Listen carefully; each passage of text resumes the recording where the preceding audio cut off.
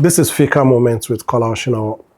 Today's topic is something that I find very interesting because I see a lot of young people ask me this question time and time again. Should I stay a bit longer in my career, or should I find something new, pivot to something new? And I want to use probably two analogies. The first one is, if you think yourself like a business, your career is a business. At what point do you ask yourself, should I pivot? If you look at some of the businesses that you see today, some of them started with one thing and they ended up doing another thing. Let's take an example, Nokia. Nokia started in 1865 on the banks of River Nokia. The first product, maybe you don't know, is toilet roll. But today, Nokia moved into smartphones and even into networks. So it doesn't mean what you've been doing for a long time is what you continue to do over time. So it is important that you really think through at what point do you need to make that pivot, and that's what this FIKA moment will require today. The second analogy is around if you see yourself like you're driving like a pro. I remember the Formula One in Abu Dhabi. You could be Michael Schumacher in your Formula One race car and you're racing on the racetrack. Imagine another Formula One driver just swerves in front of you. What do? Do you crash, or do you swerve into another lane and you press the pedal to move faster? And that's the way pivots happen in careers. So there are three reality checks that you need to ask yourself when you're making pivots in your career. First one is, how long have you been in this particular position? How long have you been in this particular industry? It doesn't really matter how long, or what really matters is how well. But if you start feeling stuck, if you start feeling that something is swerving into your lane, should you pivot? Should you press the accelerator and move on, rather than burning and crashing in the career? So the first one is, have you been in this career for too long? The second one is, are there changes, external factors that are coming? Is rain falling? Maybe you're driving and there's a lot of rain in your tracks. So you need to ask yourself, what are the external factors that have started affecting my career? And you need to think about those trends and those signals or patterns that is affecting your career. Then the last one is, which for me is the most important one. Are your skill sets obsolete? Do you have the right skill set for you to even finish the race? And these are the points where you now need to start pivoting your career. So it is important that you think of your career and look at the skill set that you have. Think of it like it's like a Bitcoin. Sometimes it's volatile on paper, but there's a bit of value in every market. Even when you change lanes, and this is very, very important for anybody that wants to pivot their career, whether you're moving to another industry, you're moving to a new job, or you're moving to a new company. What is important is that as you're changing your lane, your DNA should not change. Your DNA of excellent work, your DNA of executing ruthlessly, your DNA of being on time, your DNA of communicating your value should not change, especially when you are pivoting. Very, very important as you think about your career pivots. Another thing that I tell a lot of young people, and I see it common with Gen Zs today, they resume today and they tell you, oh, this job is not giving, or this project is not giving, or I'm not feeling it. At the end of the day, they decide to leave or resign their jobs. A lot of us that have built our careers over time, what has helped us to navigate all of these challenges, all of this, even what I call opportunities, is because we did not burn bridges. Do not burn bridges when you're even shifting lanes. That should be part of your DNA, and it's important that you imbibe that when you're changing your career. One also important thing that you also need to look at is your resume, or what people call CV today. And a lot of us think our CVs are like tattoos, it's permanent. No, your CV should be changing. And I always advise a lot of people that I meet or people who ask me, mentees, and I say, how often is your CV changing? Or how often should it change? Your CV should change probably every 90 days, every 180 days. There must be something fresh in your CV. So it's not just like a permanent tattoo on your body. It should be something that I've gained this skill set, I've gained this project, I've aligned, it could be even volunteering that you've done. You take all of that and you find a way to put it on your CV, and it's not like a permanent tag on your tattoo. So let me bust a bit of myths around career pivots.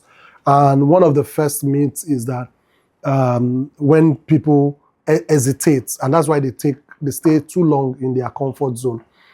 One of the things that I've seen is that people think changing careers or even changing industry. I give myself as an example. I started as a software developer. Today, yes, I'm a global CEO of a multinational in renewable energy. But over time, I've been in e-commerce industry. I've been in the telecoms industry. And today I'm in renewable energy. I started off at some point in time in consulting. I've also been in retail sales. But all of this, my DNA is still the same. But when people think of changing careers or changing industry, some people think, oh, I'm going to start from zero. Sometimes you need to take a step back to take a step up. But it doesn't necessarily mean that you're going back to start from zero. You're going to start afresh. You take those transferable skill sets that are valuable to the markets. And if you go and read the World Economic Forum Jobs of the Future report, it highlights some of these skill sets: being analytical, having critical thinking, your ability to communicate effectively, your project management skills, your understanding of automation, AI, IoT, all those relevant skill sets that are not even being taught in the universities today. And those are the things that will be at the core of your DNA. Don't let this myth of, oh, if I change to this, let's say you are moving from hospitality to aviation as a marketing professional, it doesn't mean you have to go and start from scratch. It means that you have assessed your valuable skills and you are taking it from hospitality and you're taking it into aviation. I hope I've busted that myth. Now, I'm going to leave you with a framework that has worked for me, and I hope it works for you. It aligns with the topic of today's FIKA. So let's pause a bit.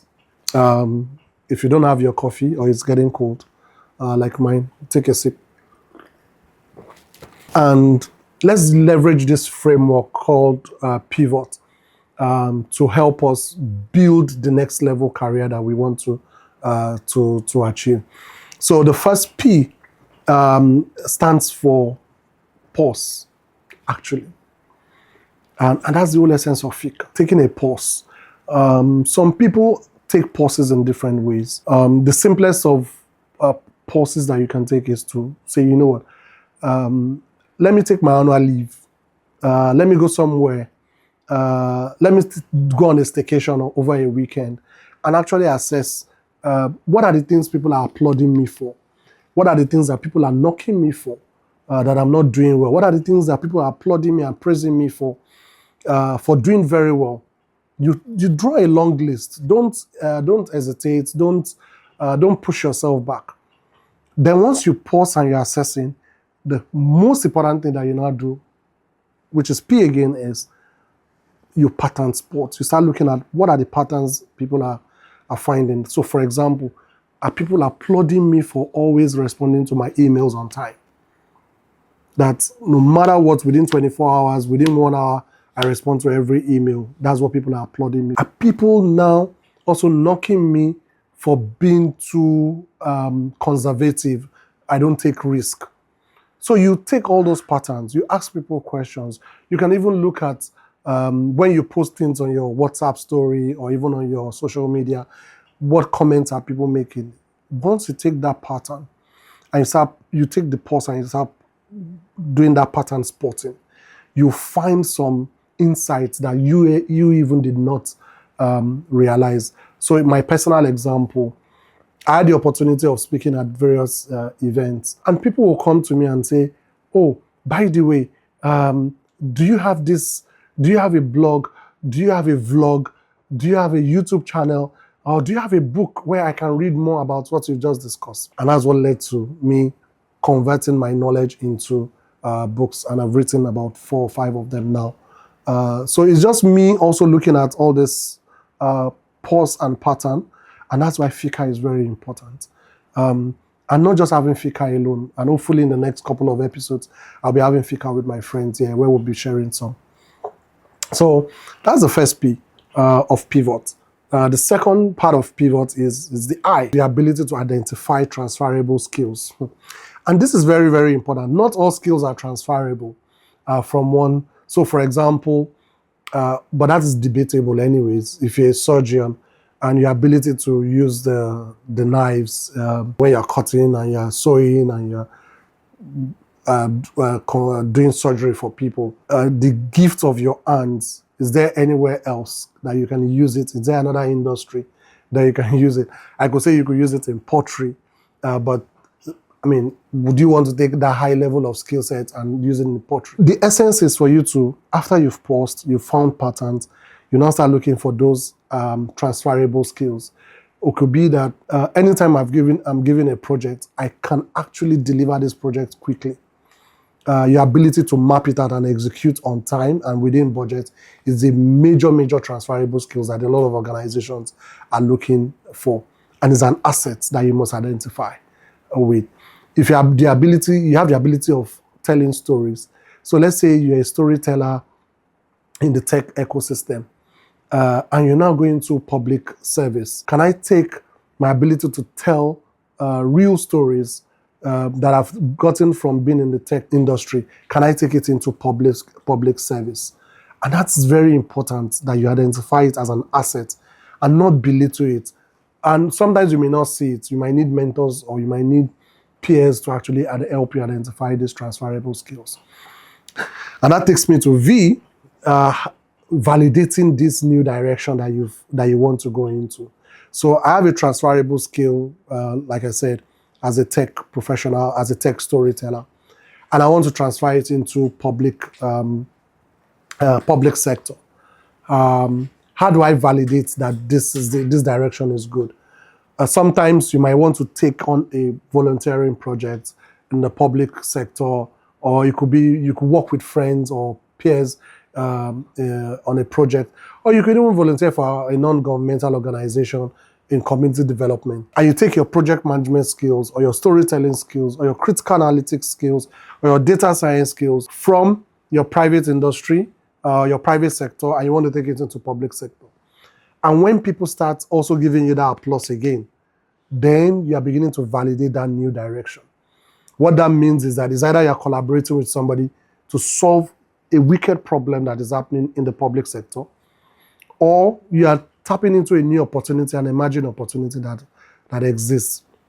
So validation is key. So when you're pivoting into a new direction, always validate your new direction. And there are several ways. Take on a new project in your current role, volunteer for new roles. Maybe you might want to start up an initiative. I mean, if you take me, for example, I'm not used to this kind of life of social media, podcasts, and all of that. But today, I'm trying to validate this new direction. And you can tell me with your comments if this direction is actually what you're expecting of me. But while you're doing the pivot, overlay safely. Some people will just, it's like you're driving a car, you just veer off all of a sudden. You might actually crash and burn. So overlay safely. You still have a lot of, and I don't want to encourage you to moonlight. In Nigeria, we call it side hustle. That side hustle should not impact your current job that you're doing. So you must deliver on the mandate that an organization has given you, or even if it's your own entrepreneurial endeavor, make sure that you're doing it very well. And if you want to pivot, you do a small pilot. You do a small pilot where you are spending a bit of time on this, and you evaluate safely, and you try to see, is it working? Is it working? Is the feedback good? Am I getting the right applause for this? Or am I getting the knocks? And you should not forget the knocks. This allows you to improve. So overlay safely. Once you see that there's an opportunity for you to now scale it, then you can now go for the pivot in full. Then lastly, which is the T, all of this will not make sense if you do not tell a cohesive story of how did you move from a doctor to becoming a banker, or how do you move from studying animal science to becoming a journalist. What is that cohesive story that you've been able to tell? So let's say, for example, you're an animal scientist, you've been studying, you studied that as your first degree, but you just had this desire to tell the story of the wildlife. Some of us may know David Attenborough and how it was always connected to wildlife. And he started telling stories out of it. Before you know it, you can decide, okay, maybe I could bring the skill set of a journalist. Let me go to a journalism school or a storytelling school or something that enhances that overlay. Remember, from pivot, that overlay, you are not seeing it, you are enhancing it. Then you now bring it on board, and it allows you to tell a cohesive story. So that if everybody is looking at your story, you'll say, oh, okay, you moved from being a software developer, you started doing consulting, telling people how to do digital transformation. From digital transformation, you started selling digital products. From selling digital products, you started selling digital offers. From selling digital offers, you built an online platform. From doing that online, you got into distribution. And now you are now doing general management. That is how you tell a cohesive story. That is the story of your pivot. So I would say that you should take a pause, and that's the whole essence of FIKA. Take a pause, and I would love to hear your story. But while you're doing that, put an hashtag Pivot Pro. I really want to see how many of us are going to become pros at pivoting. And you can also put hashtag FIKA moments. Remember that pivots are not U-turns. They are just corners that you are taking. While you are doing this pivot, remember to always pause and have a FIKA moment.